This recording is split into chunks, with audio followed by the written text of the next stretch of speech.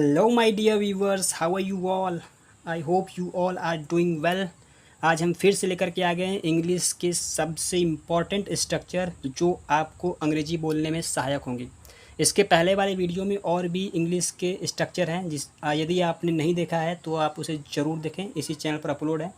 तो शुरू करते हैं। आज का हमारा जो पहला स्ट्रक्चर है तो देख लेते हैं इसको क्या है। हमारा पहला, जब कभी भी किसी सेंटेंस में पक्का है, जैसे यहाँ पे हमारा क्या सेंटेंस है, पक्का हम खेलेंगे, पक्का हम वहाँ जाएंगे, पक्का हम यह करेंगे, ऐसे कुछ भी सेंटेंस होता है आप अपने से बना सकते हैं। पक्का हम यह एग्ज़ाम क्लियर करेंगे, तो उसके लिए हम क्या यूज़ करते हैं, उसके लिए पहले हम सेंटेंस को जब बनाना शुरू करेंगे तो इंग्लिश में पहले शुरू करते हैं फॉर श्योर, फॉर श्योर। उसके बाद फिर क्या है हमारा सेंटेंस।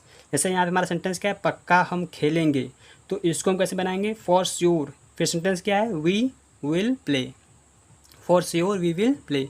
पक्का हम वहाँ जाएंगे, for sure we will go there. तो इस प्रकार से आप देख सकते हैं इसको, for sure we will play.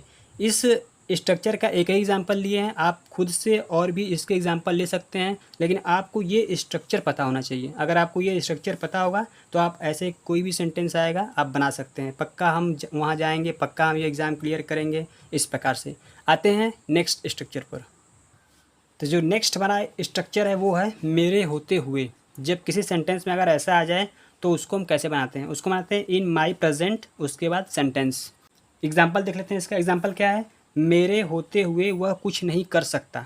तो इसको इंग्लिश में हम कैसे बनाएंगे, इसी स्ट्रक्चर में बनाएंगे। पहले शुरू करेंगे हम इन माई प्रेजेंट, उसके बाद क्या है सेंटेंस। तो in my present he can not do anything, या फिर he can do nothing. In my present he can do nothing, या फिर in my present he can not do anything. तो इसको देख लेते हैं, इसी प्रकार से बना है, in my present he can do nothing या फिर he can not do anything. क्योंकि आपको पता है जब नॉट लगाते हैं तो हम क्या यूज़ करते हैं, एनीथिंग यूज़ करते हैं, और जब नॉट नहीं लगाते हैं तो हम नथिंग यूज़ करते हैं। तो इस प्रकार से आप इस स्ट्रक्चर से ऐसे सेंटेंस को बहुत ही आसानी से बना सकते हैं। In my present he can do nothing, ये आपको स्ट्रक्चर पता होना चाहिए। आते हैं नेक्स्ट स्ट्रक्चर पर। तो आज का हमारा नेक्स्ट जो स्ट्रक्चर है वो है बेवकूफ़ी है। अगर किसी सेंटेंस में ऐसे आ जाए, यह करना बेवकूफ़ी है, अभी वहाँ जाना बेवकूफ़ी है, अभी यह खाना बेवकूफ़ी है, तो इस प्रकार से कुछ भी अगर आए सेंटेंस में, अगर बेवकूफ़ी है आ जाए किसी भी सेंटेंस में, तो हम इस प्रकार से उसको हम बना सकते हैं। स्ट्रक्चर क्या है हमारा, इट इज़ फुलिश, उसके बाद टू, उसके बाद वर्ब की फर्स्ट फॉर्म, फिर क्या आएगा object. It is foolish to, verb की फर्स्ट फॉर्म, ऑब्जेक्ट। एग्जाम्पल देख लेते हैं। एग्जाम्पल हमारा क्या है, अभी कुछ कहना बेवकूफ़ी है। इसको कैसे बनाएंगे हम, शुरू करेंगे it is foolish, it is foolish, उसके बाद टू, कहना है तो tell. It is foolish to say, या फिर टेल लगा सकते हैं, it is foolish to say something now.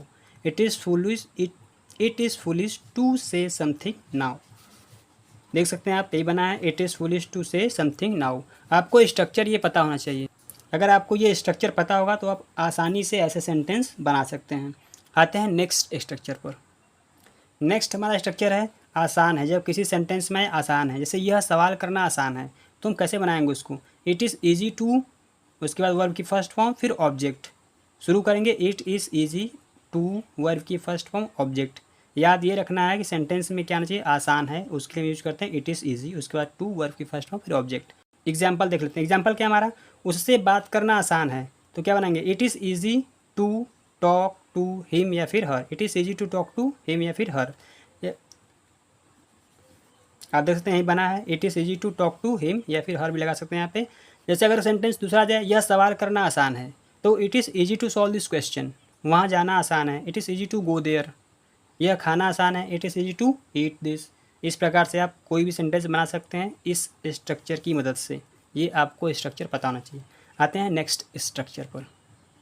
तो आज का वेरी इंटरेस्टिंग स्ट्रक्चर है ये।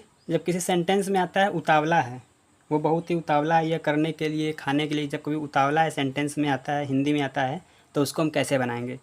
तो उसको हम देखते हैं, सब्जेक्ट आएगा, फिर सब्जेक्ट के according helping verb is am are आ सकती है, जो भी सब्जेक्ट होगा उसके अकॉर्डिंग। फिर क्या आएगा, वेरी कीन टू, ये क्या है, उतावला है, इसका है वेरी कीन टू, फिर वर्ब की फर्स्ट फॉर्म, फिर क्या आएगा हमारा ऑब्जेक्ट आएगा। तो एग्जाम्पल क्या हमारा, मैं खेलने के लिए उतावला हूँ, तो इसको इंग्लिश में बना सकते हैं, I am very keen to play, I am very keen to play. इसी प्रकार से आप कोई भी सेंटेंस ले सकते हैं, इसी प्रकार से आप कोई भी सेंटेंस ले सकते हैं अपने अकॉर्डिंग। उसमें क्या होना चाहिए, उतावला है। जैसे मैं पढ़ने के लिए उतावला हूँ, तो I am very keen to study. वैसे पढ़ने के लिए बहुत कम लोग उतावले होते हैं। और भी एग्जांपल्स आप ले सकते हैं, जो भी उसमें क्या आना चाहिए, उतावला है आना चाहिए। तो क्या बनाएंगे हम, वेरी कीन टू, उसके बाद क्या है वर्ब की फर्स्ट फॉर्म, फिर क्या आएगा हमारा ऑब्जेक्ट आएगा।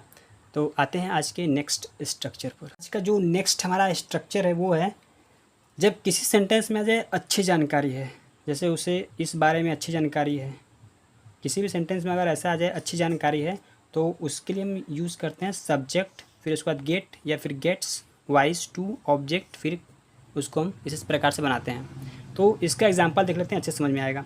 इसका एग्जांपल है यहाँ पे, उसे इस बारे में अच्छी जानकारी है, तो इसको हम कैसे बनाएंगे, सब्जेक्ट ही या सी लगा सकते हैं, ही, उसके बाद सिंगुलर है तो क्या लगाएंगे, गेट्स करेंगे, प्लूरल होगा तो गेट, क्योंकि सिंगुलर सब्जेक्ट के साथ क्या आती है, वर्ब में यस या यस आती है। तो क्या जाएगा हमारा, ही गेट्स वाइज टू, फिर उसके बाद इस बारे में, he gets wise to, object क्या है इस बारे में, तो अबाउट दिस, ऐसे बना सकते हैं इसको हम।